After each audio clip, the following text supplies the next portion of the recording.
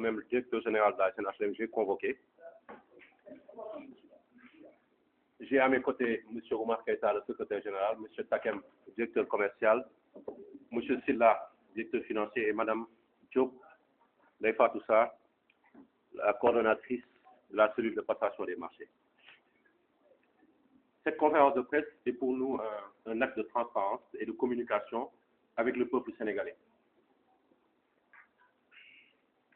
C'est pour nous un devoir, dans ce que nous appelons le Djubol-Djuboldi, d'interagir avec le grand public pour leur montrer ce que nous avons trouvé et les perspectives que nous avons pour cette société nationale-là. Donc, comme vous le savez, nous avons pris fonction le 16 mai 2024. Nous avons donc fait un peu plus de 5 mois.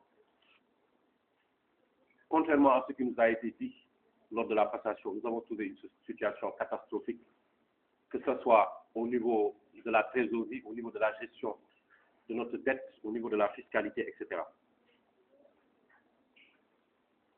Depuis que nous sommes là, nous avons pris des mesures, nous avons fait un audit interne qui nous a permis de savoir comment est-ce que la société marchait, comment est-ce que les procédures se déroulaient. Nous avons fait une réorganisation de l'organigramme pour moderniser la société et lui permettre de répondre aux attentes du grand public. Nous sommes en train d'écrire, de rédiger un plan stratégique de développement pour le soumettre à l'État du Sénégal afin de signer un contrat d'objectif pour les 5 ans à venir. Il est clair qu'il y a eu des problèmes de gestion graves et un manque d'ambition qui ont mis la SNHLM dans ces difficultés-là. Un endettement qui, pour la plupart, n'est pas justifié ou bien qui ne correspond pas à une capacité de production qui pourrait permettre de couvrir ces charges-là. Une dette fiscale très lourde dont nous avons, rien que ce matin, obtenu une notification de redressement de plusieurs milliards sur les années 2020, 2021, 2022 et 2023.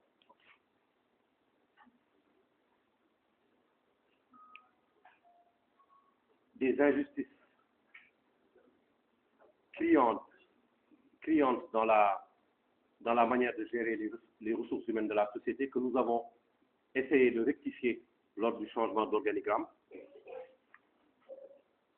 Des problèmes aussi par rapport aux occupations irrégulières sur nos titres, notamment les titres 1107 à Niakirat, les titres 6028 aux Parcelles Assainies, la problématique du titre foncier 1451, où nous avons beaucoup d'occupations irrégulières, des gens qui ne respectent pas les décisions de justice sur des titres fonciers de la SNHLM. Nous remercions la nouvelle direction de la DESCO qui nous accompagne pour pouvoir trouver cette solution, mais nous estimons qu'il est nécessaire que l'État du Sénégal puisse intervenir aussi pour faire appliquer le droit. C'est très important. Parce que nous sommes confrontés à des gens qui ont épargné toute leur vie pour avoir une parcelle, pour pouvoir la construire, pour pouvoir avoir un logement. Donc, dans le cadre du Djubol-Djuboldi, il est nécessaire que l'État du Sénégal, pour rendre justice à ces personnes-là, puisse intervenir le plus rapidement possible pour le rétablir dans le droit. C'est très important. Pour les problèmes d'expropriation que la SNHLM a subis, que ce soit sur le titre foncier 7196 à Diamniadio et sur nos titres fonciers qui ont été impactés par le BRT ou bien par le train express régional, nous attendons toujours qu'on nous indemnise. Parce que ce sont des terrains où nous avions fait des aménagements et on n'a jamais été indemnisé à la hauteur des dépenses que nous avons faites. Donc ceci n'est pas normal et ça, pour une société comme la SNHLM qui n'a aucune subvention de l'État, ça nous plombe financièrement. J'ai parlé aussi des détournements de fonds qui ont eu lieu dans les sections où la SNHLM a une certaine responsabilité, notamment en ce qui concerne le contrôle. J'ai parlé des faits de magouilles qui existent au sein de la SNHLM et que nous allons tenter, ou bien nous allons même solutionner bientôt avec une digitalisation complète de nos procédures. Nous avons comme pour plan de faire de la SNHLM une des sociétés les plus digitalisées pour permettre à tous nos clients de pouvoir interagir avec nous de manière directe et en temps réel et de pouvoir suivre l'évolution de leurs projets aussi. Nous interpellons aujourd'hui la diaspora, le secteur informel, tous les Sénégalais, où qu'ils soient, qu'ils sachent que la SNHLM sera toujours de leur côté. Pour les perspectives, et oui, j'oubliais aussi, pour les remboursements des clients qui avaient déposé leur rapport, Il y a déjà un plan de remboursement qui est mis en place et qui a déjà commencé. Dans un délai raisonnable, je prends l'engagement que tous les clients qui veulent être remboursés seront remboursés.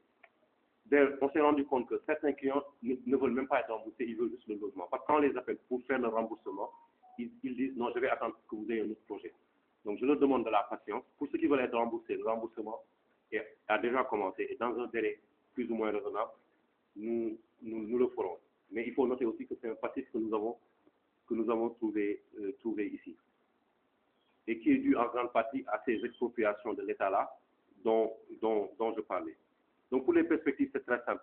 La SNHLM va faire ce qu'elle a toujours su faire à l'époque, c'est-à-dire permettre aux Sénégalais d'avoir des logements abordables. Nous allons intervenir dans le locatif simple, notamment à Dakar, pour jouer sur le coût des logements. Si l'État du Sénégal veut que le coût des logements puisse baisser, ce n'est pas en faisant des décrets ou bien en faisant des mesurettes.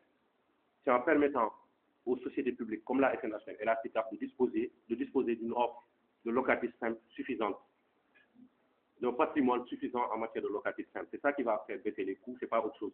La location-vente pour permettre aux Sénégalais de pouvoir aussi acquérir un logement et le payer sur le très long terme. Là aussi, nous demandons à ce que des instituts comme l'IPRES, la CDC puissent jouer ce rôle-là de financement du locatif, c'est très important.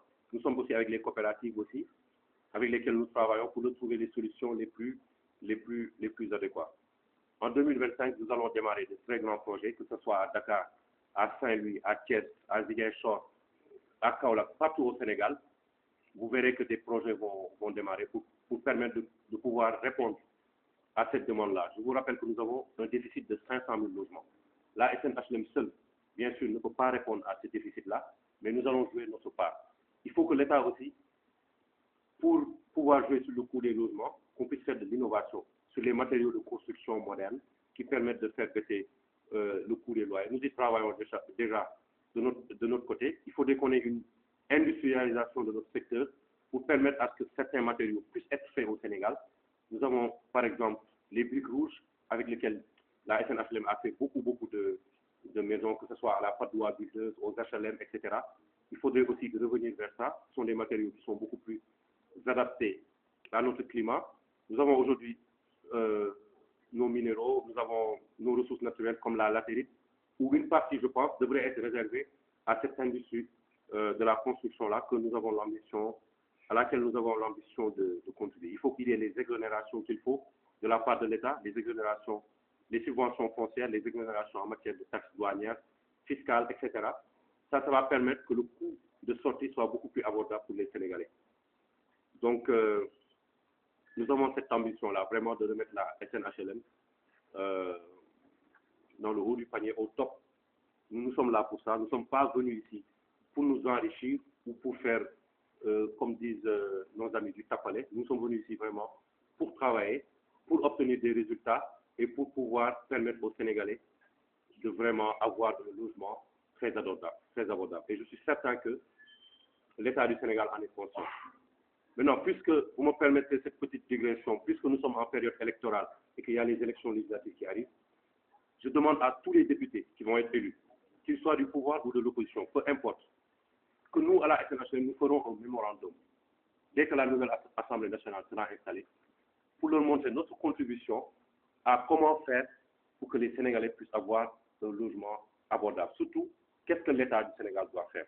Moi, je pense qu'ils auront un rôle très important dans ça, pour porter ce combat-là au niveau de l'Assemblée nationale, pour faire toutes les modifications législatives qui sont nécessaires pour permettre aux sociétés nationales, comme la SNHLM et comme la CICAP, de pouvoir jouer leur rôle, de pouvoir rejouer leur rôle, de pouvoir refaire ce pourquoi elles ont été créées. Donc, nous fatiguerons un peu nos amis députés dans les jours qui viennent et j'espère que nous aurons des députés qui seront à la hauteur des enjeux et qui pourront vraiment nous aider à accomplir cette mission. Voilà, je pense que c'était tout. Je vous remercie de votre présence. Je vais prendre, si vous avez des questions, avec Madame Mbow. Je prendrai quelques questions pour